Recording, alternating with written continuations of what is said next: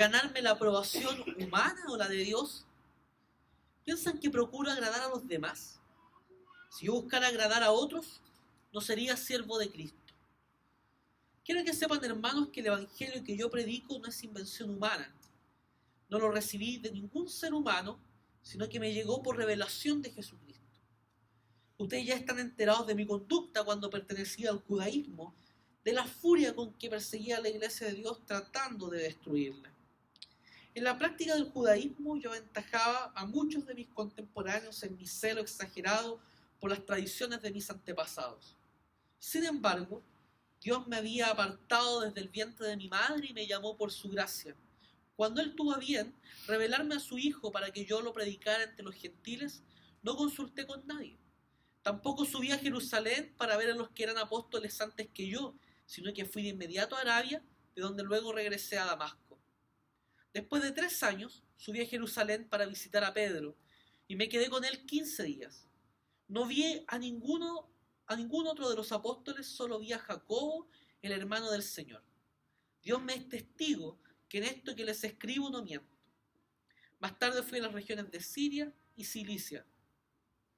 Pero en Judea, las iglesias de Cristo no me conocían personalmente. Solo habían oído decir: el que antes nos perseguía, ahora predica la fe que procura destruir.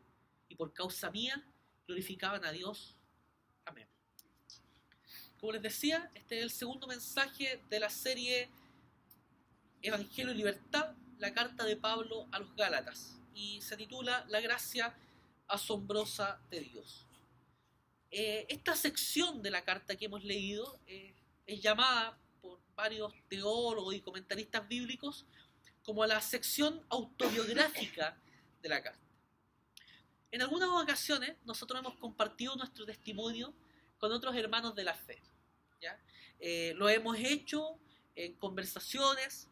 A veces también se da la ocasión que dentro del culto, por alguna circunstancia, alguien pueda testimoniar acerca del trabajo, de la labor que está realizando en la iglesia. Y también, por ejemplo, en una de nuestras reuniones de oración, tuvimos un momento para recordar nuestra conversión.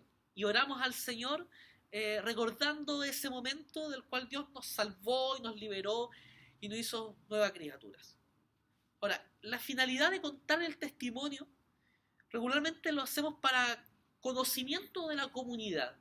Entonces nosotros contamos nuestra experiencia de tal manera que la gente con la cual compartimos la fe nos pueda conocer.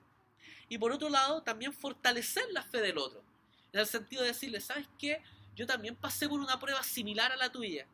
Y Dios me cuidó, Dios me protegió y pudimos salir a flote en una circunstancia difícil. Entonces se fortalece la fe del otro. O por ejemplo, alguien que tiene un llamado al ministerio y comparte su vocación, comparte lo que está haciendo, también puede animar y fortalecer a alguien que está recién comenzando en ese camino. Aquí Pablo comparte su testimonio con los creyentes de Galacia, pero no lo comparte para inspirar a otros al servicio, ni mucho menos también lo hace para engrandecerse. La finalidad de contar este testimonio era para desmentir a los judaizantes que quieren socavar su mensaje. Recordemos, a la luz de la semana pasada, que los judaizantes son cristianos, pero que creen que como primera cosa para formar parte de la fe cristiana lo que hay que hacer, en el caso de los gentiles que no eran judíos, era convertirse al judaísmo. Participar de todas las leyes ceremoniales, civiles e inclusive, por ejemplo, algunos ritos como el de la circuncisión. Entonces, Pablo entiende que ese argumento está buscando socavar no solo su apostolado, sino que el mensaje de Cristo. Por lo tanto, ese es el propósito de esta sección autobiográfica. En esta mañana, entonces, a la luz del sentido de este texto, dirigiremos nuestra mirada, a partir del testimonio de Pablo, hacia la gracia asombrosa de Dios. Entonces, en primer lugar, veremos la gracia asombrosa y el apostolado de Pablo. El versículo 10 nos dice lo siguiente: ¿qué busco con esto? ¿Ganarme la aprobación humana o la de Dios? ¿Piensan que procuro agradar a los demás? Si yo buscara agradar a otros, no sería siervo de Cristo. Una de las acusaciones que los judaizantes decían sobre Pablo era que él estaba haciendo fácil y liviano el evangelio. ¿Por qué razón? Porque quería sacar los requisitos de la ley, quería sacar la circuncisión y sacar otras prácticas religiosas del pueblo judío, de tal manera de hacer mucho más liviano el evangelio a los gentiles. Entonces lo acusaban de decir, este se está adaptando culturalmente a esta región y no está predicando la totalidad del mensaje de la fe. Entonces Pablo le está diciendo, ¿qué busco con esto? ¿Ganarme la aprobación humana o la de Dios? ¿Pienso que procuro agradar a los demás? Por eso Pablo le está diciendo, mi intención con predicar el evangelio de la gracia de Dios no es seguir los intereses, las motivaciones, los aplausos de ustedes, sino fundamentalmente agradar a aquel que me llamó a este apostolado, que es Cristo. Entonces cuando Pablo se ve como un apóstol, se ve como un mensajero que transmite la palabra que no procede de él, sino la palabra que procede de Cristo. Y esa palabra, el evangelio, nos habla fundamentalmente de la gracia de Dios.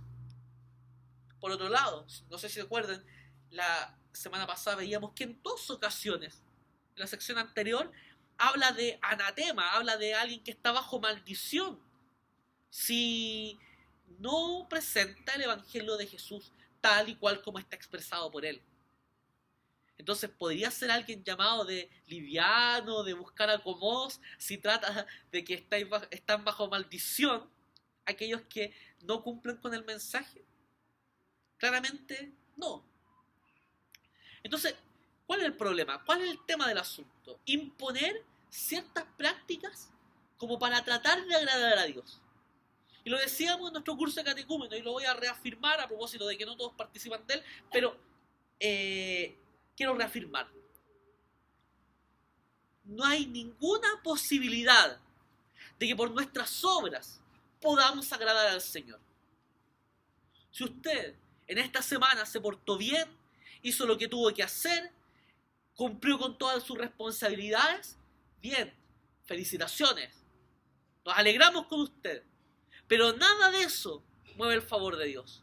Esto es por pura gracia, por pura misericordia.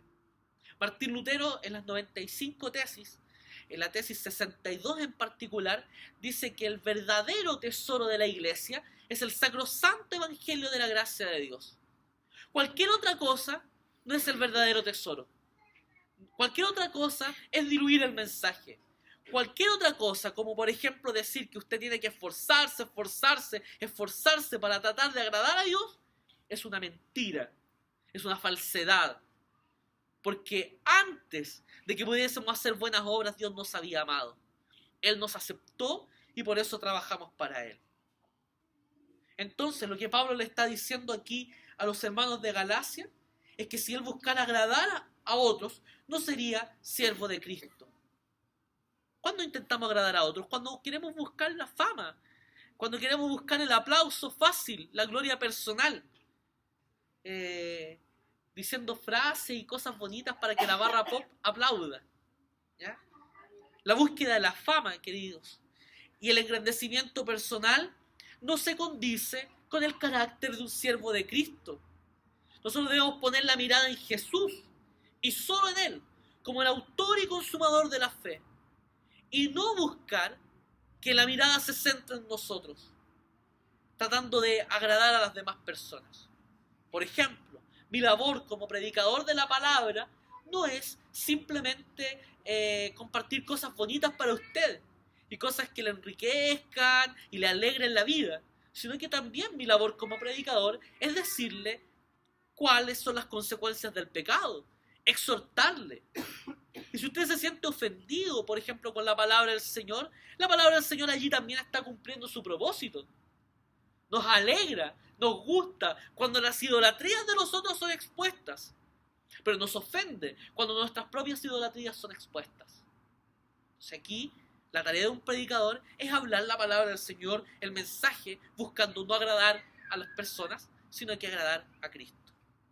Ahora, evidentemente, es el Evangelio el que puede ofendernos. Sería muy distinto que yo los tratara mal en la predicación. porque las ovejas no son mías, las ovejas son del Señor, Él es el pastor. ¿Ya? Y el pastor, según el Salmo 23, no anda apaleando a las ovejas, sino que las lleva por buenos pastos. ¿Ya? Eso es algo que también hay que decir. Ahora, versículos 11 y 12, dice: quiero que sepan, hermanos, que el evangelio que yo predico no es invención humana. No lo recibí ni lo aprendí de ningún ser humano, sino que me llegó por revelación de Jesucristo. Ustedes ya están hasta aquí, perdón. ¿Qué es lo que nos quiere decir esto? Que Pablo, su apostolado, no lo recibió por una comisión de hombres, por una comisión de los 12 apóstoles, ni por sus propias ensoñaciones, como que él tuvo una revelación, un sueño personal, y de ahí salió a predicar, sino que fue Cristo, en un tiempo y espacio determinado, en un hecho histórico, real, quien salió a su encuentro y le llamó hacia su evangelio. No sé si se recuerda, Hechos capítulo 9 nos narra ese acontecimiento, cuando Jesús sale al encuentro de Pablo. Y Pablo responde: ¿quién eres, Señor? Yo soy Jesús, a quien tú persigues. Dura cosa te es dar cosas contra el aguijón. Y allí, Pablo, según su propio testimonio, en algunos capítulos más adelante de Hechos, señala que él hace la pregunta: ¿qué quieres que yo haga? Él entiende que esa salida al encuentro de Jesús, cuando Jesús sale al encuentro de este perseguidor de la fe, lo hace para llamarlo a ser su apóstol, a ser su enviado. ¿Ya? Ahora, dentro del Nuevo Testamento habían personas que recibían el título de apóstol, pero el sentido fundamental de esta expresión tiene que ver con esta idea de que aquellos que fueron testigos de la resurrección de Jesús recibían este nombre, recibían este título cuando eran enviados, abrían misión, supervisaban a la iglesia, eran sus principales líderes. Entonces recibían este nombre. Requisito fundamental entonces para ser apóstol era haber visto a Cristo resucitado. Eso es un tremendo golpe para aquellos que hoy día, en la actualidad, se llaman apóstoles. Porque fundamentalmente lo que buscan es tener un título más grandilocuente, más poderoso, más ostentoso. Es pura ambición de poder. Les quedó chico el título de pastor, entonces ahora buscan un título más grande. De hecho, no sé si sabían, hay algunas personas que hoy día se hacen llamar arcángeles. De verdad. De verdad. Hay apóstoles de apóstoles. Y personas, esos apóstoles de apóstoles son los que instruyen y dan cobertura a los apóstoles. O sea, hay grados de ya. ¡Qué terrible! Pablo lo que está diciendo acá es que su llamado no lo recibió ni por su locura personal, por sus sueños de grandeza, ni tampoco porque alguien lo comisionó a eso, sino porque Cristo salió a su encuentro. Primera de Corintios capítulo 15 señala que después de la resurrección Jesús se le presentó a un determinado número de personas y al final dice: y luego, como a un abortivo, como al último de todos, se me presentó a mí. Pablo entiende que su llamado es un llamado que Cristo ha hecho. Hoy día nosotros no tenemos apóstoles, no tenemos este tipo de revelaciones en este sentido, ¿ya? En el sentido de escribir un mensaje revelado de la Escritura, dar una nueva versión, porque esta es nuestra palabra profética más segura. Y por otro lado, hoy día lo que nosotros tenemos es lo siguiente: como no tenemos apóstoles y como ya la revelación está cerrada, lo que tenemos es lo siguiente: existe algo que se llama llamado interno. Uno siente en el corazón el llamado del Señor para servirle en su obra. Pero también existe el llamado externo, el llamado que hace la congregación, reconociendo los dones de servicio, los dones de predicación, los dones de enseñanza de algunos de sus miembros.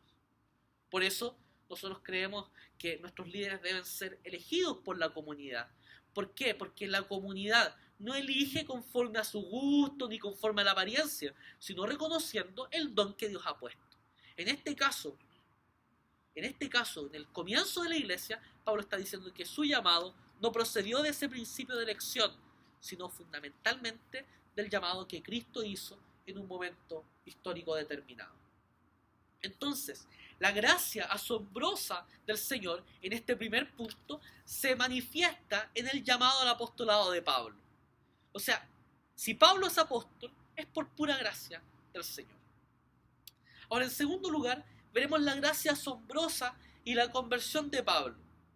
Versículos 13 y 14. Dice: ustedes ya están enterados de mi conducta cuando pertenecía al judaísmo, de la furia con que perseguía a la iglesia tratando de destruirla. En la práctica del judaísmo yo aventajaba a muchos de mis contemporáneos en mi celo exagerado por las tradiciones de mis antepasados.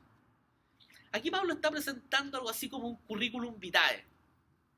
Ustedes, señores judaizantes, se jactan de cumplir la ley. Yo la cumplía más que ustedes.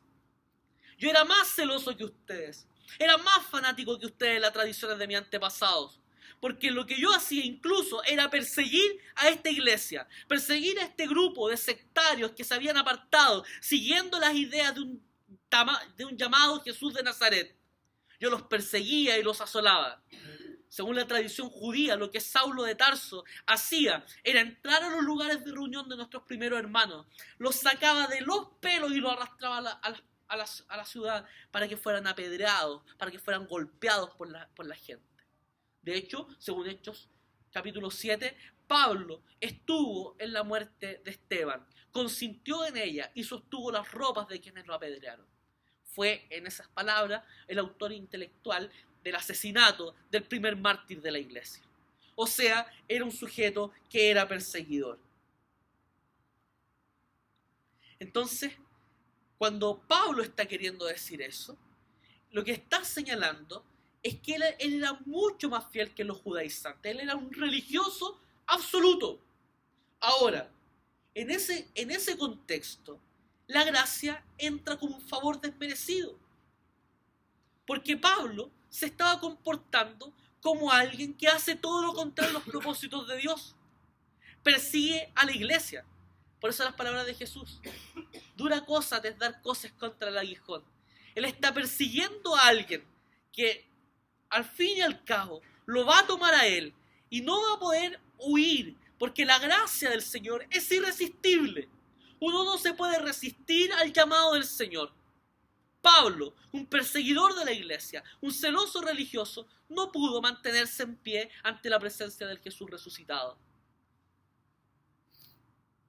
Religioso también es el otro problema. Es un favor desmerecido, no solo porque era un perseguidor, porque era un asesino, porque era alguien violento por lo que él pensaba, sino que también porque creía que a partir de su religiosidad él podía hacer algo para ganarse el favor divino. ¿Se acuerdan lo que Jesús dice acerca de los fariseos? Sepulcros blanqueados. O sea, por fuera son hermosos, impecables, pero por dentro son pura pudrición, generación de víboras, hipócritas. Eso eran. Gente que buscaba cumplir la ley para ganarse el aplauso de las personas. Entonces, la gracia en Pablo, en su conversión, se manifiesta porque Dios salva a alguien que es culpable de perseguir a la iglesia, pero también salvando a alguien que cree que hace muchas buenas obras para agradar al Señor. Y eso también va contra los propósitos de Dios, cuando uno cree que uno puede salvarse a uno mismo. Yo quisiera hacer una pregunta en este momento. ¿Qué haría usted si un enemigo de la fe o un enemigo suyo se convirtiera y comenzara a congregarse con nosotros? ¿Qué haría usted? ¿Cuál sería su práctica? ¿Operaría su religiosidad que va a juzgar al otro porque no hace cosas buenas como usted? ¿Porque no es una gente bonita como usted? ¿O operaría allí el conocimiento de la gracia, del Evangelio, que busca restaurar las relaciones de las personas? En Hechos capítulo 9, cuando se narra la conversión de Saulo, hay un caso maravilloso. Porque Jesús llama a Ananías, un discípulo del Señor, para que vaya e imponga sus manos sobre Pablo para que éste reciba la vista. Y Ananías fue, obedeció a la voluntad del Señor. Puso algunos peros al principio, pero eran evidentes. O sea, le estaba pidiendo que fuera a orar por alguien que los perseguía, que los asolaba. Pero él obedece. Él dice, heme aquí, Señor, voy.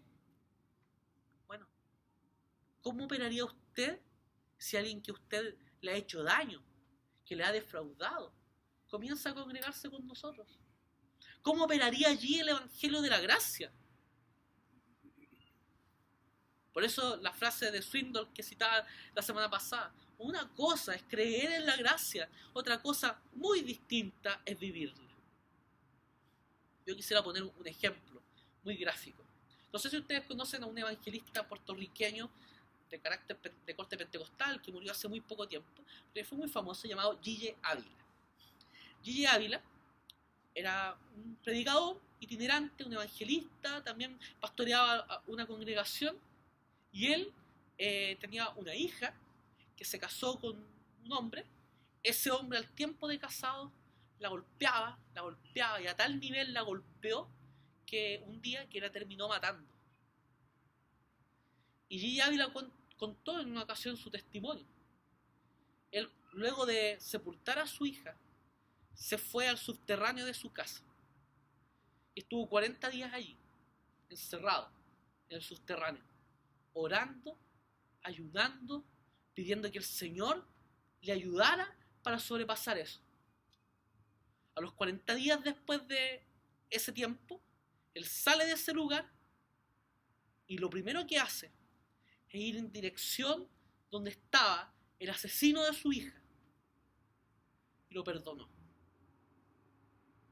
Hoy día, ese yerno es pastor de una iglesia.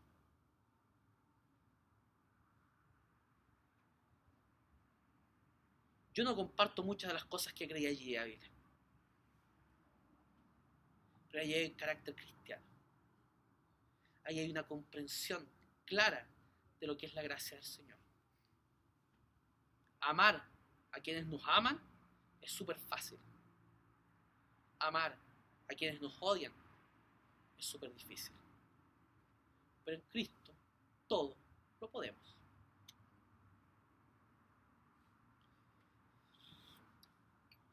Y esto que viene aquí es maravilloso. Versículo 15. Sin embargo, Dios me había apartado desde el vientre de mi madre y me llamó por su gracia. Yo aquí como calvinista digo, amén. ¿Por qué razón? Porque ¿qué es lo que está hablando? Es que está hablando de predestinación. Antes de que él naciera, Dios ya lo había destinado para esta labor, tanto para ser su hijo como para la misión de Dios. Y cuando fue el tiempo oportuno, el Señor lo llamó por pura gracia cuando iba camino a Damasco a perseguir a otros cristianos. Dios salió a su encuentro por el puro afecto del amor del Señor. ¿Esto a qué nos refiere? Que esto no depende de nosotros. La salvación nunca ha dependido de nosotros. Nuestra seguridad en la salvación no radica en una confianza en nosotros. Porque si confiáramos en nosotros mismos, algún día vamos a chocar con la pesada realidad de que nos equivocamos, de que fallamos. La seguridad de nuestra salvación depende de un Dios eterno, amoroso, sabio, poderoso, que nos sostiene con su mano de amor y de ternura. Entonces aquí Pablo está hablando de una predestinación que se hace efectiva en el momento de la conversión que él ha tenido.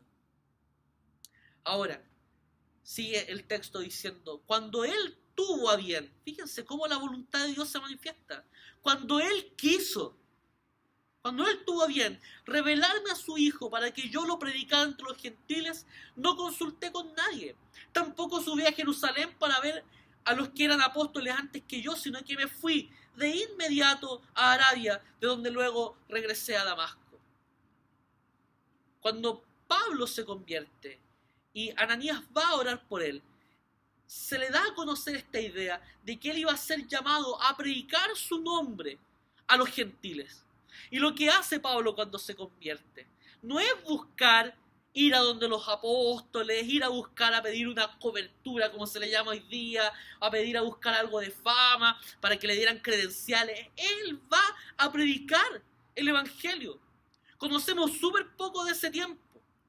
Probablemente gente que había conocido la experiencia de Pablo no escuchó más de él por mucho tiempo.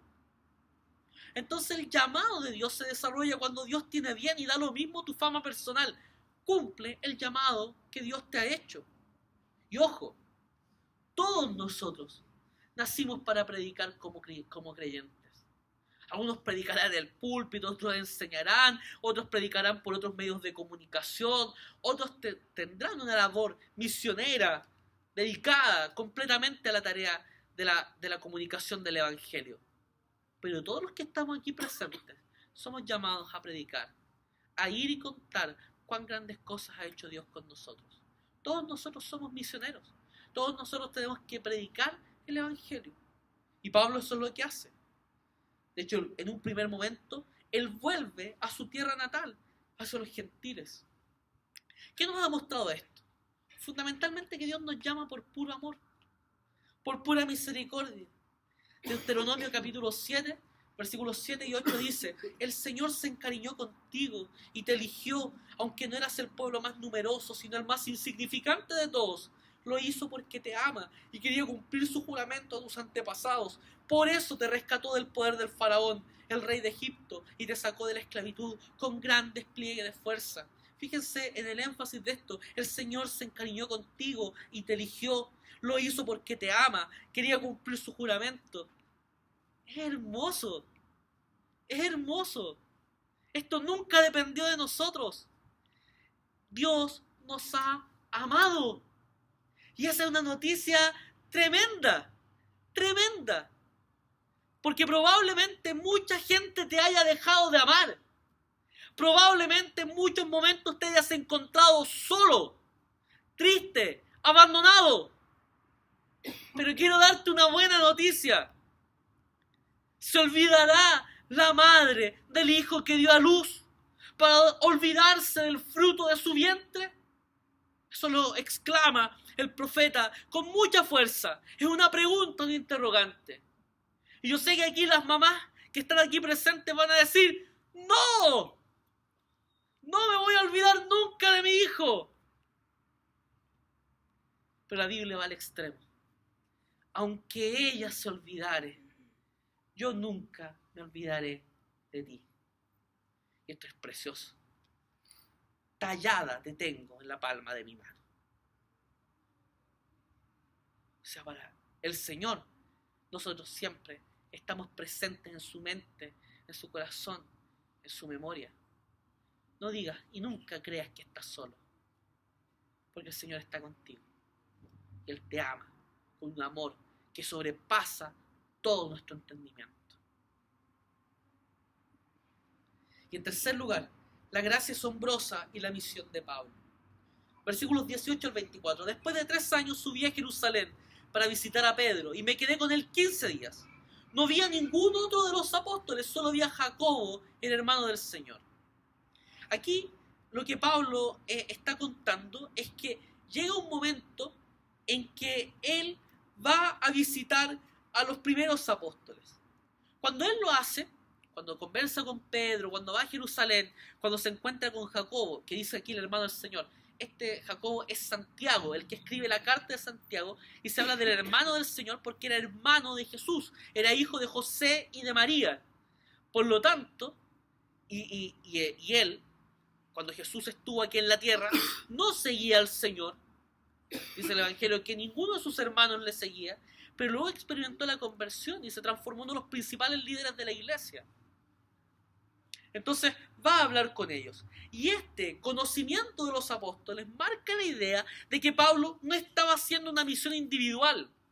Y aquí es otro golpe para los judaizantes cuando decían que él estaba predicando innovaciones. Lo que Pablo estaba predicando no era otro mensaje, era el mensaje que la iglesia universal anunciaba. Entonces eso es lo que quiere mostrarles. Es muy importante esto.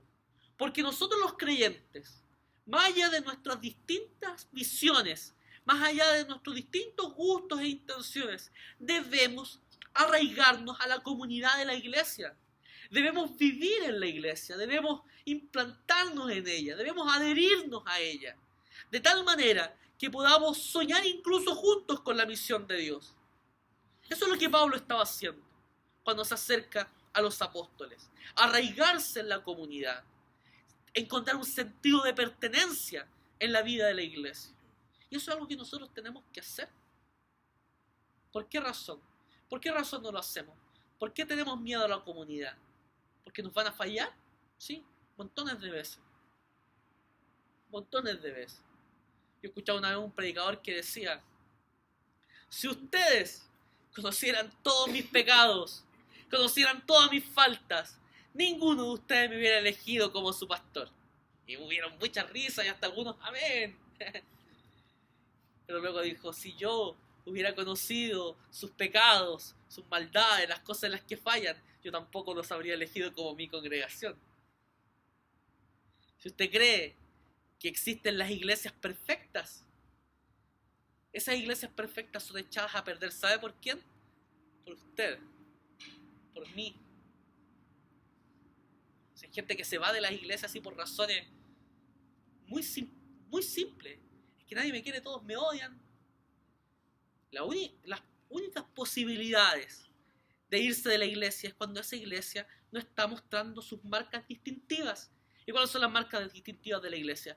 Predicación de la palabra, medios de gracia, oración y sacramento, y disciplina de la iglesia. Si en su comunidad, más allá de los pecados de sus miembros, existen estas tres marcas de la iglesia: palabra predicada, medios de gracia y disciplina, usted está en la iglesia del Señor Jesucristo.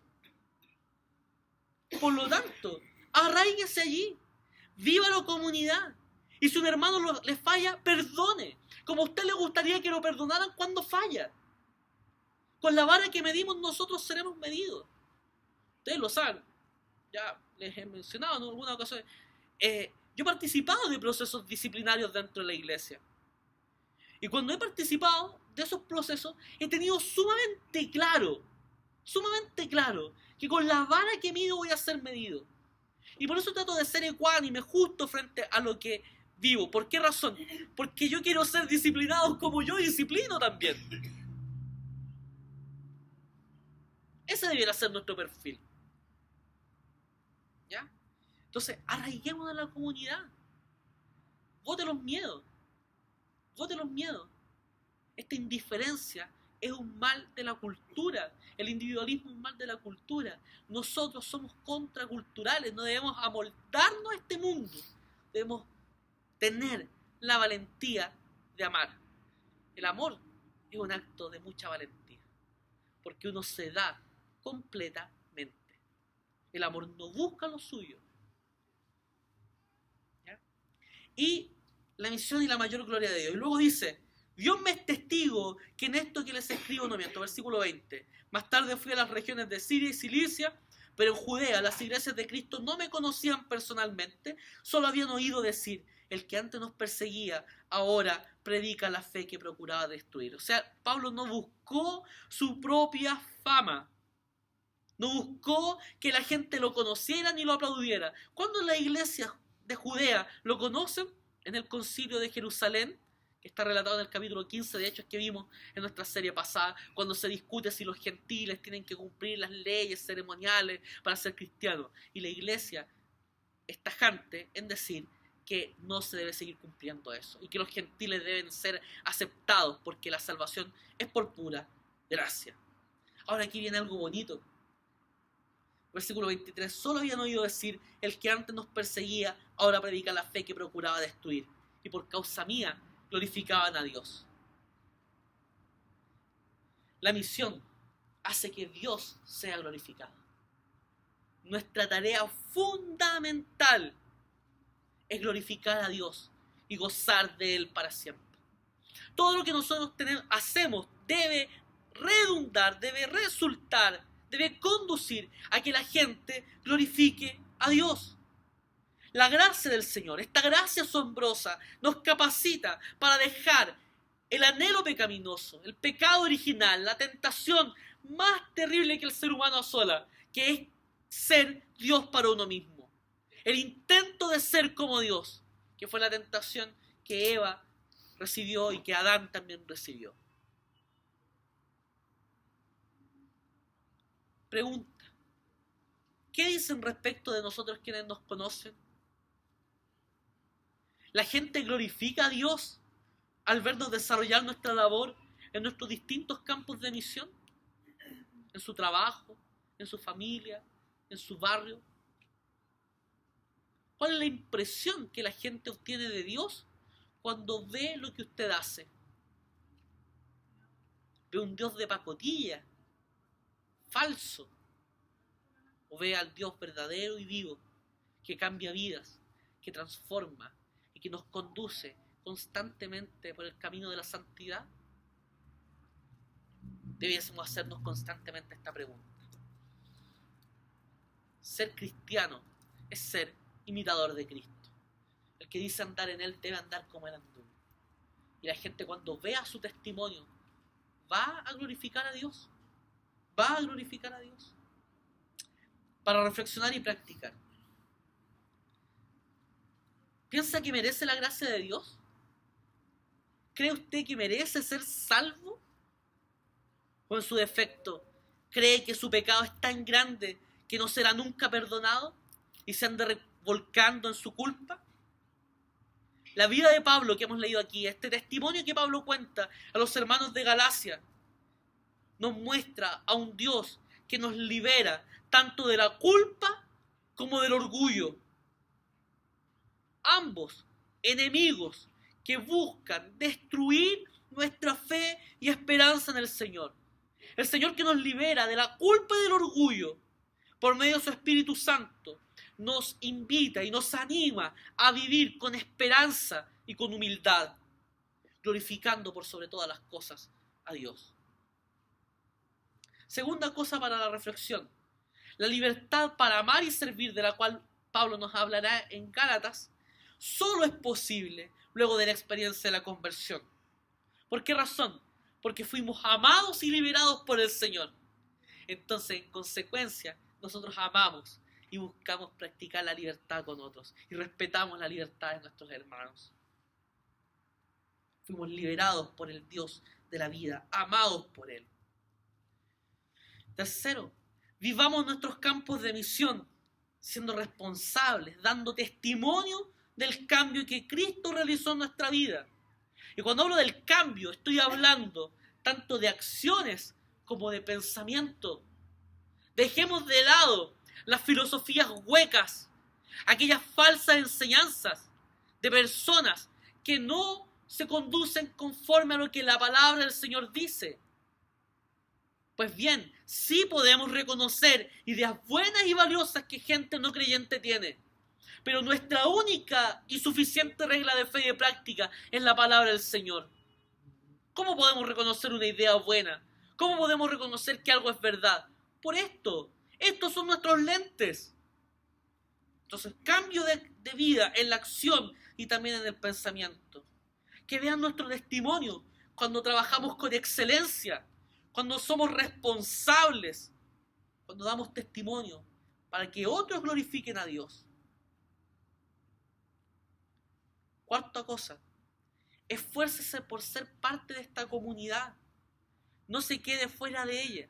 Debo reconocer, ayer me dio mucha alegría que casi la totalidad de los hombres de la iglesia, salvo 2 hombres de la iglesia, casi la totalidad de los hombres de esta iglesia, de esta comunidad, participaron de la reunión de hombres. Eso es una alegría enorme. Sigamos haciéndolo. Sigamos viviendo en la comunidad. Preocúpese del otro.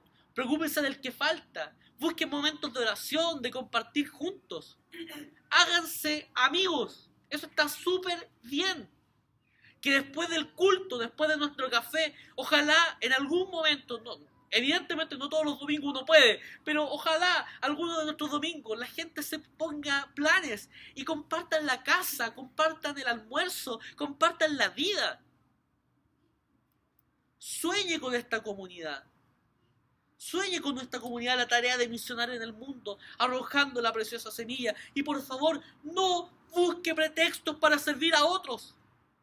Ame, sirva, viva la comunidad.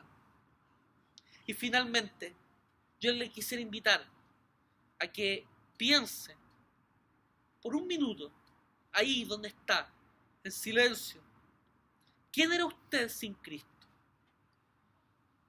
Y piense también en todo lo que usted tiene hoy por pura gracia. Y luego vamos a orar en adoración y agradecimiento a Dios.